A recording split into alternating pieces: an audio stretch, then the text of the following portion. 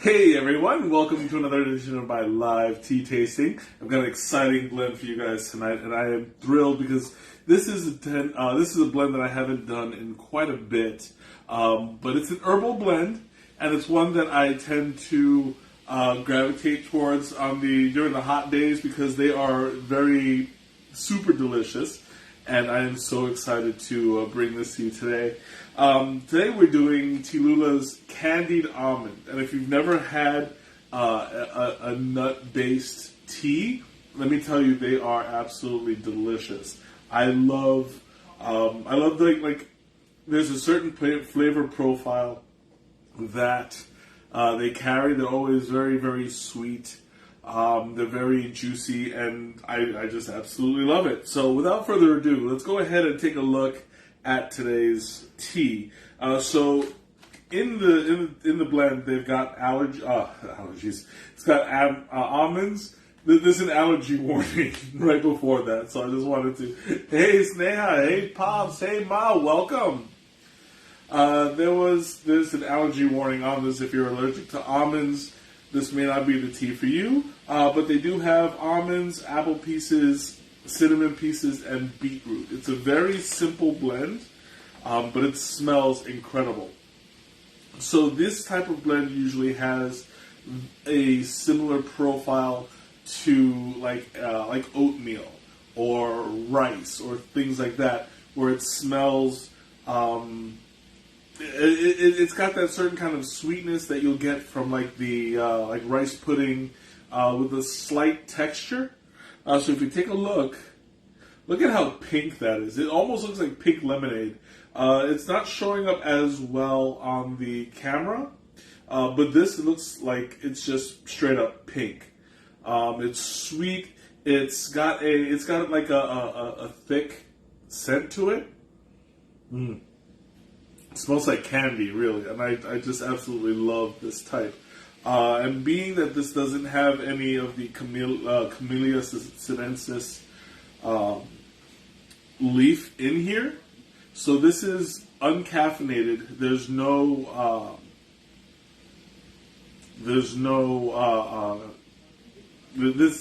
is considered like an herbal tisane. There's no caffeine in it. There's no vegetation other than the nuts and the beetroot. And the cinnamon. Cinnamon technically cinnamon is a tree bark, so I guess that counts as it's a spice either way. But I don't want to digress too far off.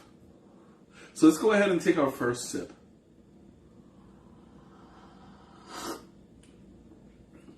Oh, that is amazing! I love this flavor profile. It's nice and sweet, very soft.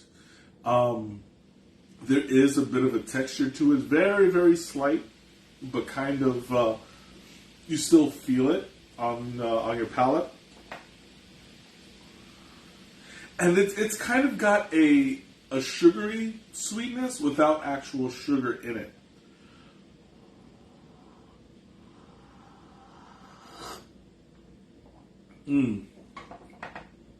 That's incredible.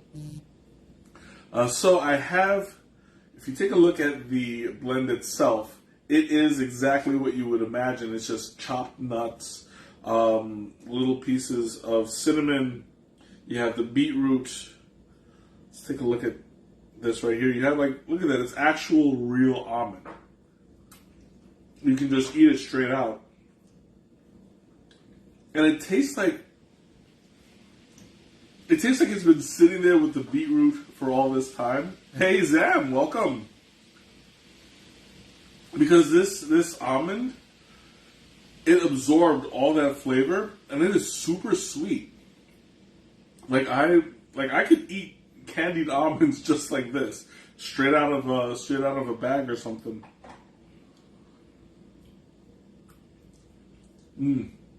I gotta find out where they have these, because that tastes really, really nice.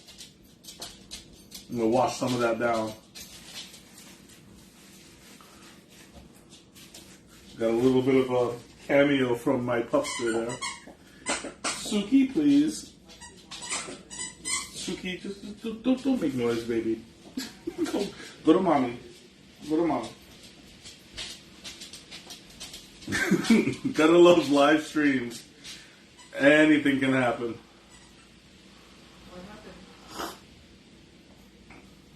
The Suki was squeaking the toy right behind me. I mean, she loves her little spotlight sometimes. And I'm sure nobody watching is going to mind that much because, she's a lot cuter than I am. So, anyway.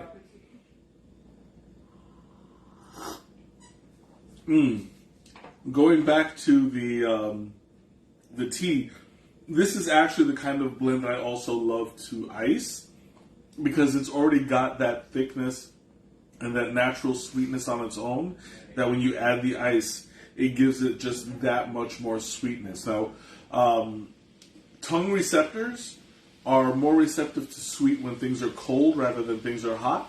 So I actually prefer this cold over iced. Cold over hot. So when I drink about halfway through, I'm going to add some ice. Actually, probably more than halfway through because the ice tends to lift everything up. And so I want to drink this like really, really cold. So I'm probably going to drink about maybe 2/3 of it, and then add the ice from there to see what the flavor profile would be. I already know what it should be because I have had these kinds of teas before, and they tend to be very, very sweet, very palatable. So if we take a look at the wet version, you'll see there's very, very little difference.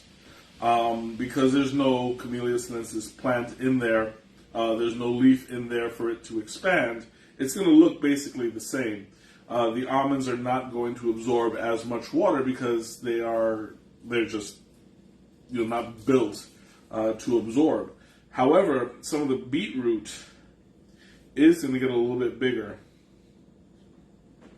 If I can pull one out. I think this is beet.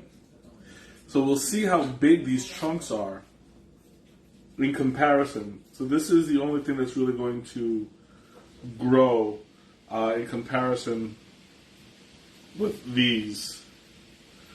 So you see, it's not a huge difference, but it makes a big it makes a difference because it absorbs and it's a lot more squishy now that it's absorbed all that water. The nuts are going to be just a little bit soggy, but they're not going to be as malleable. I don't know. That's not even a nut. Right here. There we go.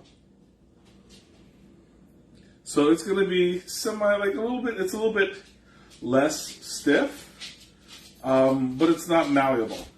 Like it'll definitely rip in half if I were to bend it too much.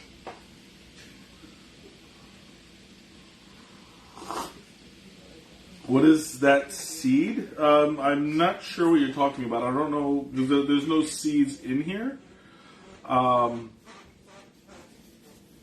and I just saw that request to put her on camera. If she comes back this way again, I will put her on camera. She's going to be a little bit of a ham today, but we're trying. See, I don't have any problem with her being on camera, but when she starts making the noise, it's so distracting.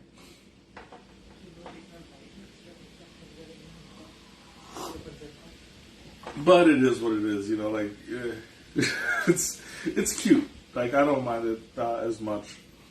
As long as she stays cute, it's fine. So anyway, like I'm saying, this is an uncaffeinated tea, and it tends to be really, really great for like the hot summer days, just around this time of year. And I'm trying to recommend teas for the season. That way, if you have any ideas that you want to try out, you don't have to wait too long to drink it for the right season.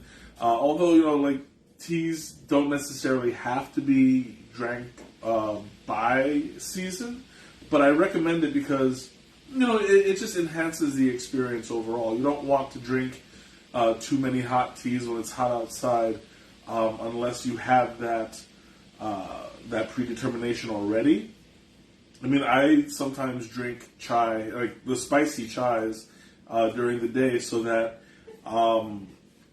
when you okay, so the idea behind it is it makes you sweat so that you cool off faster. I've never really felt that, but I do understand the concept, and apparently it does work. I don't know, I've just never noticed it. I tend to do iced teas during the hot summer days, but overall, you know, this is what I tend to gravitate towards, like the nice sweet ones. Oh, I have a while to go. And I love the way that it just settles in my chest. It's like there's a certain kind of warmth that just sits right here, and it's very comforting. It's like drinking a bowl of oatmeal, or eating a bowl of oatmeal that just kind of gives you that comfort, that settled satisfaction in it. And it feels really, really nice to just sit there.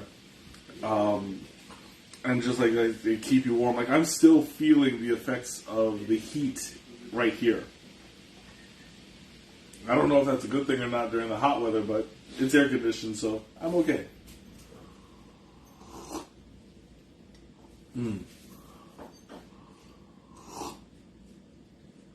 Try to drink it a little bit faster so that I can fill it with ice when the time comes.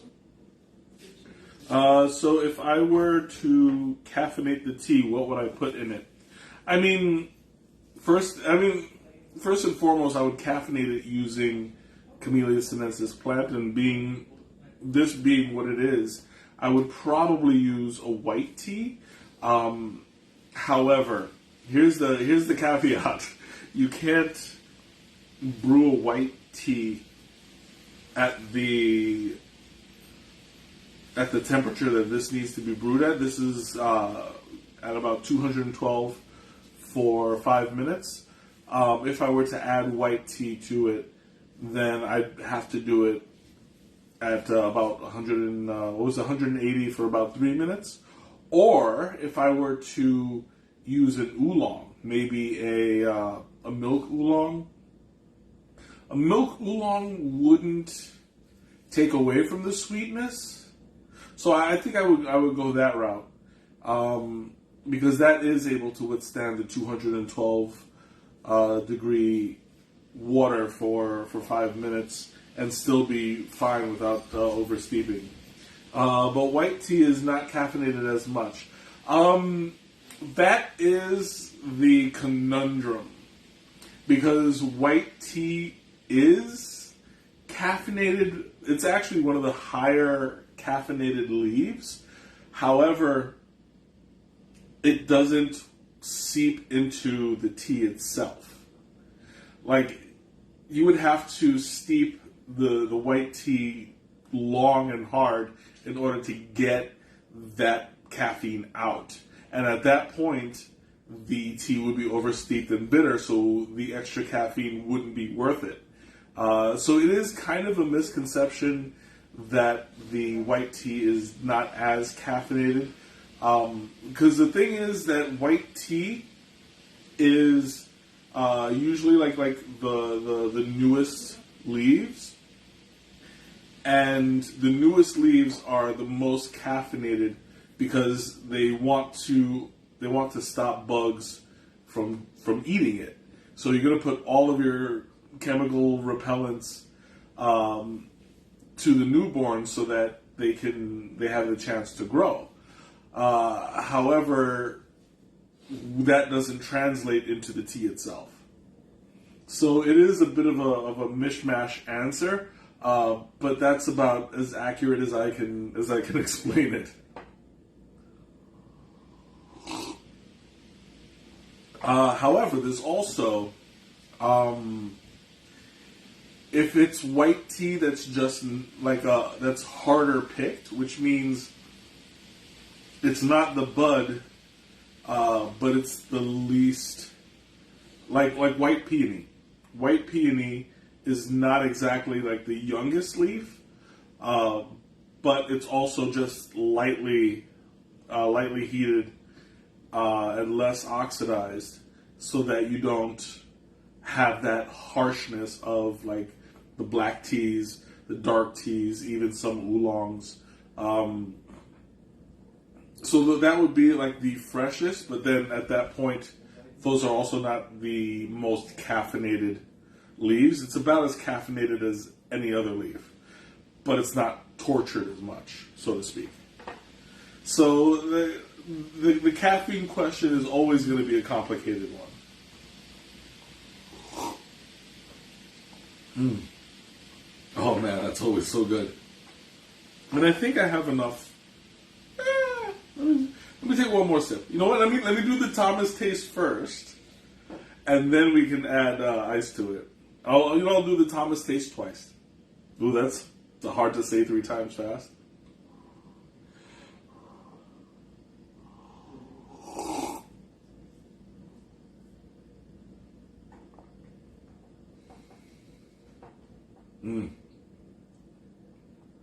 Like, that is super sweet. It's very nutty. It tastes like oats. It's very sweet.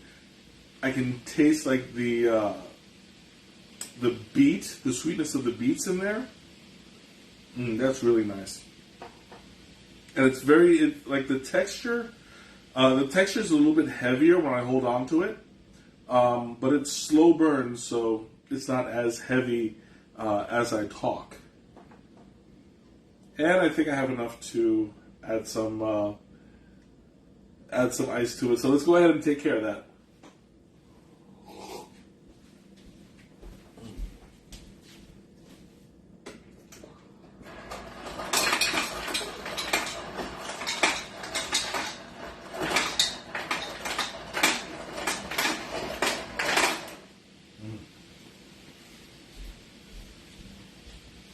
There we go. So I have a nice little stack of ice here. I'm going to let it sit for a bit and start to cool off. And once I have a nice concentration here, the temperature should change quite a bit. Then I'll get for. Hey, Amy, welcome. It has been a really long time. I'm glad you could make it. You caught me icing my tea. I don't know if you consider that cheating or not, but so now I have it. Ooh, wait, that is interesting. I think the same thing happened last time, where I put the ice in and I start to get like particulates. I'm starting to wonder if it's the ice machine. Maybe it's the ice machine that's like got stuff in it. I don't know. It's supposed to be filtered. But honestly, I mean, also we're dealing with the same type of tea as last time, which is an herbal blend that has a lot of particulates in it. We're looking at chopped nuts. We're looking at beetroot. We're looking at cinnamon, and these are pieces that are physically like hit, so they'll chip, they'll dust. So I mean, that could be the particulates that we see in here. I don't know why it only comes out when I ice it. Maybe it's because the ice reinvigorates the tea and swirls it all around. Because I'm noticing also that it's not as concentrated on the bottom as it was when I was drinking it before. So maybe that's it. I'm just throwing out some ideas here. But let me see, because I'm trying to keep it. Okay, so it looks like a good amount has already melted. So I'm going to take my first sip of the iced tea, and we'll see how it tastes.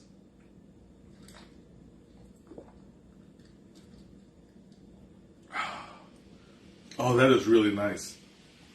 It's still maintaining that sweet oatmeal type of flavor, The beet is being,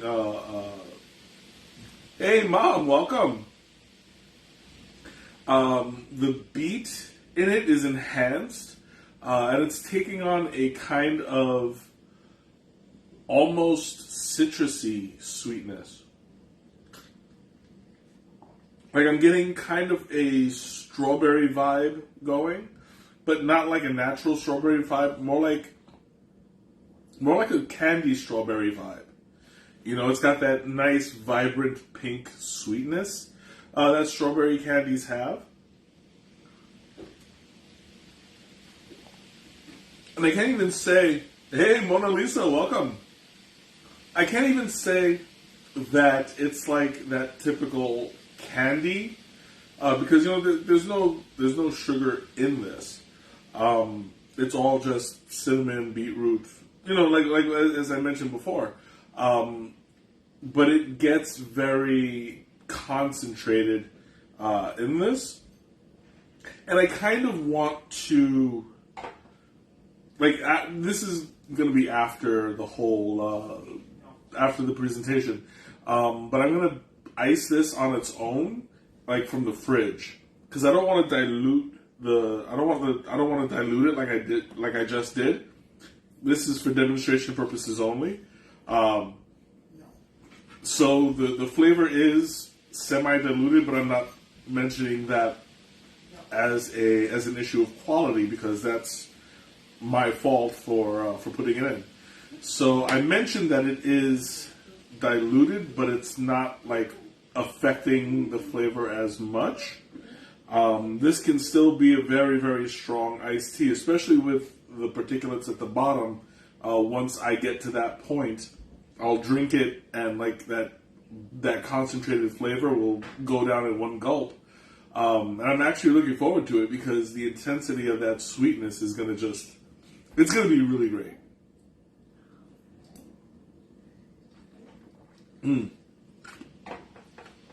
Okay, so I'm going to open up the floor. Questions, comments, anything you want to talk about, now's the time. I'm going to answer Teresa's question as I always do. What food would I pair this with? Being that it's super sweet on its own, it has to be, where can we buy this tea? Oh, it's a Tea-Lula tea. You know, I love Tea-Lula. And, you know, I love their products, so I always give them a shout out whenever I can. What is this? Cold tea is great Brazilian taste. Oh yeah, absolutely. That's one thing I always say. It's like when it's really hot out, especially now this time of year, middle of July, it's starting to get intense. So, you know, this is a great way to cool down. And of course, you know, as I always do, I will add the link to the description. So if you want to check it out afterwards, I already recommend this very, very much because this flavor is really, really just so sweet, so soft. It's perfect for this kind of weather.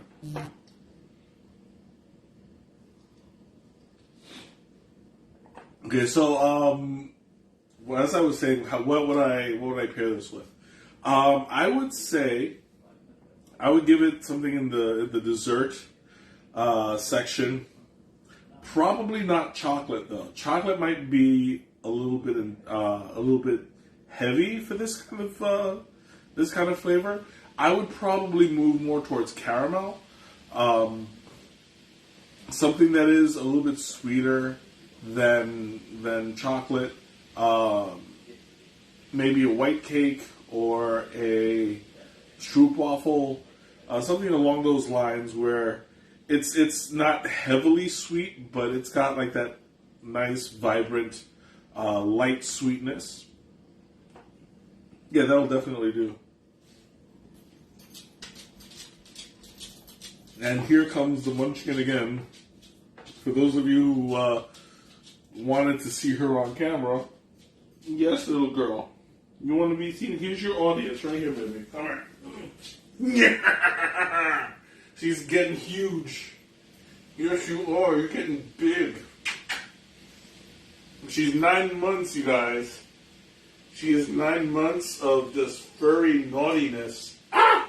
Okay, I'll put you down over. Yeah, go, mommy. Why are you still looking at me? Go. She's so confused why I'm not giving her all my attention. There's a reason.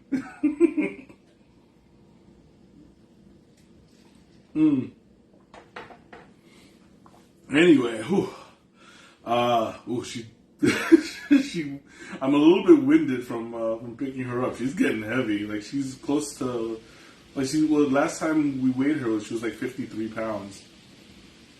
Yeah, I need to work out if I'm going to keep up with her from now on. Anyway, what was I saying? Oh yeah, the dessert question. What would I pair it with? So yeah, I would stay to the was it she doesn't eat kibble? Yeah, like I don't know, she's a picky girl.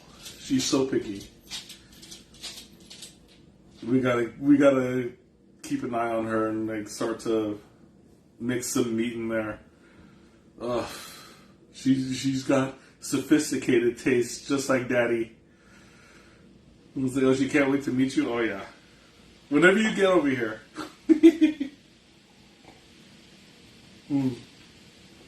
Okay, I'm opening up the floor again. Questions, comments, now's the time. Running a little low on tea, you guys. This thing, like, as much as I'm trying not to drink it all too fast, I have to drink it fast because it's like, I'm trying to balance here. I had to drink fast halfway in order to add the ice, and then this is what happens. When I cool it down, it tastes really sweet, and I'm just reaching down for it. So, hands off for right now. Questions or comments, anything you want to talk about, now is the time. This stuff is absolutely delicious. The last time I had it, I believe that there was pieces of carrot that was in this type of tea, and that went really, really well also, because it really enhanced that nice, that sweetness of the nuts. So if you want to add some like little carrot chips in there, I would highly recommend it. Some dried, I don't know, do they make dried carrots? I would imagine so. You can dry anything if you have a dehydrator or something. What else? Sometime next year, God willing, I'll visit. My knee should be much better by then. Oh yeah, absolutely. We're looking forward to it because we have your room ready whenever you are. Ooh, different? Oh yeah, it absolutely is. I love to experiment with different ingredients. I don't know if I've ever mentioned this on the stream, but I did create on a dare. I did create a tea with jeera as a main ingredient, and yeah, it was really good. But they said that it couldn't be done. I did it. I don't know. I don't remember what the translation was for it. But like the tea came out really, really nice, and I had like a good section worth. You love carrots, so that's a good idea. Oh yeah, absolutely. Carrots do well in tea, depending on the ingredients around it. You don't want to put it in anything that's too heavy tasting. Otherwise, it'll get. I mean, if you do put like a really hard black tea in there, you'll want to put a little bit of tea and a lot of carrot. You'll want to make sure that your blend smells really nice because that translates into a nice flavor. When you blend a tea, you always want to realize that scent is about 80% of taste, or vice versa. Taste is 80% of scent. So anything that smells like it'll be nice, most likely it'll taste nice. Unless it's an Earl Grey, because like that stuff, I can really. Suki, Give it. You know what? I'll let you out. Go on. Anyway, like I was saying, blend the carrots to a blender. Maybe a food processor. As long as it depends on how you want to do it. If you want to do it as a tea, you'll want to dry it out first. So you'll probably want to slice it, then put it in the oven at really low temperature for about maybe half an hour or so. Make sure it gets nice and crispy, and then you can put it in the food processor so that you get chunks, but you don't want powder, because the powder will it'll absorb into the water, and it'll change the texture. It'll change the overall flavoring. So you'll want to keep it in tiny chunks, or you can just keep it as like the chips that you cut them up in, and keep them dry, and that would be your best bet. But it's all a matter of the kind of tea that you're looking to create.